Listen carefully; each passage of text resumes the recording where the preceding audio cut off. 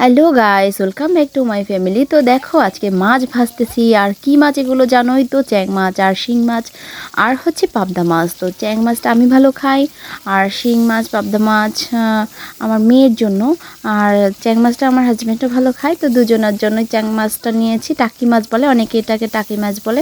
তো আমরা চ্যাং মাছও বলি, টাকি মাছও বলি, যে যেটা চিনো। তো যাই হোক, মাছ ভাজা দেখো, মাছ ভাজতে শুরু করলেই আমার কন্যা চলে আসে পাটি নিয়ে মাছ ভাজা খাওয়ার জন্য। তো পাবদা মাছটা কাটা থাকে না, তো ওকে আমি 2 পিস পাবদা মাছ এখান থেকে দিয়ে দেবো। তো দেখো লাল লাল করে ভাজা হয়েছে। তো মেয়েটা খুব ভালো খায় ভাজা মাছ, এর জন্য দেখো বাটি নিয়ে বসে আছে, না দেওয়া পর্যন্ত এখান থেকে যাচ্ছে না।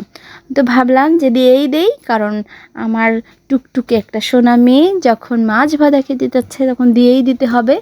তো আমি এখন ওকে দুটো মাছ দিয়ে দিলাম, আরও চলে গেল।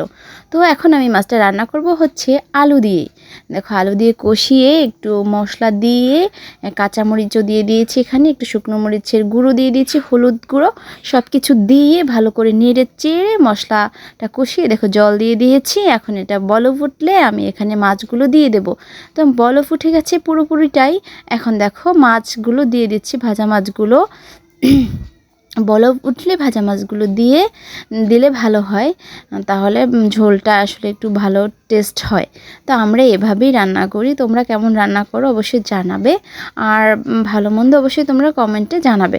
যাই হোক, তো মাছ রান্না হয়ে গেছে। আজকে জানো 2 পদ ছিল, মানে আজকে পদ খুবই কম, মাছের ঝোল আর একটা ভাজি করেছি। এখন ভাবতেছি যে এটুকুতেই কি খাওয়া হবে, প্রতিদিন তো অনেক রান্না করি। তো মাছ রান্নাটা হয়ে গেছে। এখন ভাবলাম পাশে আমাদের শাক ক্ষেত আছে, সেখানে আছে লাল শাক, কাঞ্চন শাক। তো আজকে ভাবলাম যে মাছ রান্না যখন হয়ে গেছে, এখন চুলায় দুধটা বসিয়ে দিয়ে আমি এখন দেখি শাক পাই কিনা মাঠে। মানে আমাদের ক্ষেত আছে একটা, মানে আমাদের কাকাদের ক্ষেত আছে, সেখানে লাল শাক, কাঞ্চন শাক পাওয়া যায়। তো মাছের ঝোল রান্না হয়ে গেছে, এটাকে আমি ঘরে তুলে রেখে এখন চুলায় দুধ জ্বালাবো। দুধটা জাল দিয়ে এখান থেকে আমি চলে যাব শাক আনতে। তো দেখো দুধ জাল দিয়ে দিয়েছি কড়াইতে, আর চলে আসলাম এই দেখো লাল শাক খেতে। এখানে লাল শাক হয়ে থাকে কত সুন্দর, দেখো সারা খেতে লাল শাক, আর এখানে জঙ্গলও হয় প্রচুর। তো লাল শাক তুলতে গেলে না অনেক কষ্ট হয়। তো আমার কাকা এখানে বসে বসে দেখো শাক তুলতেছে, আর আমি আসছি তার কাছেই।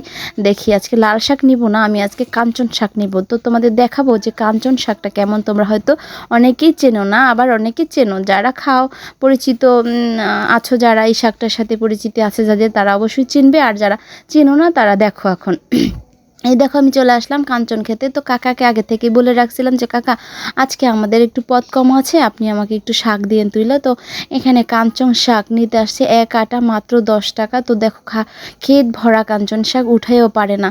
দেখা যায় এখন এমন একটা সিজন যে খুব সব কিছুর সাথে তাল মিলিয়ে না পড়লে আসলে এগুলো সবাই কেনা হয় না। এত মাঠ, মানে ক্ষেত ভরা শাক, তো তুলতে তুলতে না অনেক কষ্ট হয়। তো এক্সট্রা লোকও নেই, কাকা একা একা বসে বসে শাক তুলে। তো আমি আসলাম কাকার সাথে শাক তুলতে, আর দেখো একটা ডালা নিয়েও আসলাম যে কাকা তুলে দেবে।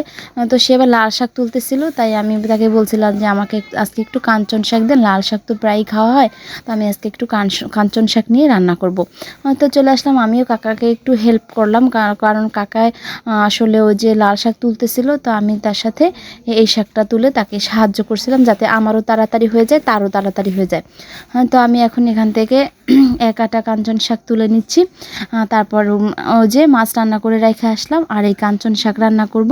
আর একটা ভাজি করছি, সেটা তোমাদের দেখাই নাই। তো আমি আজকে শর্টকাট রান্না, তো তাই ভাবলাম যে আমি একমুঠ শাক নিয়ে রান্না করি, ভালো হবে। আর প্রতিদিন একটা শাক খাওয়া স্বাস্থ্যের জন্য খুবই ভালো। তো দেখো হয়ে গেছে। এখন আমি শাকটাকে দেখো ধুয়ে কেটে, এই দেখো এখানে সবজি নিয়েছি শাকের জন্য, কুমড়ো আর হচ্ছে পেঁপে।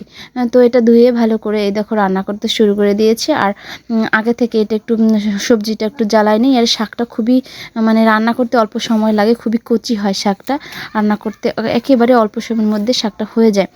তো দেখো শাকটা চুলায় বসিয়ে দিয়েছি, সবজিটা সিদ্ধ হয়েছে পরে আমি শাকটা দিয়ে দিয়েছি এক এক করে। তো শাকটা এখন কিছু সময় জ্বালিয়ে রান্না করব। তো এই দেখো আজকে ছিল আমার এটুকুই রান্না বান্না। তোমাদের কেমন লাগছে অবশ্যই জানাবে, আর অবশ্যই কমেন্ট করবে।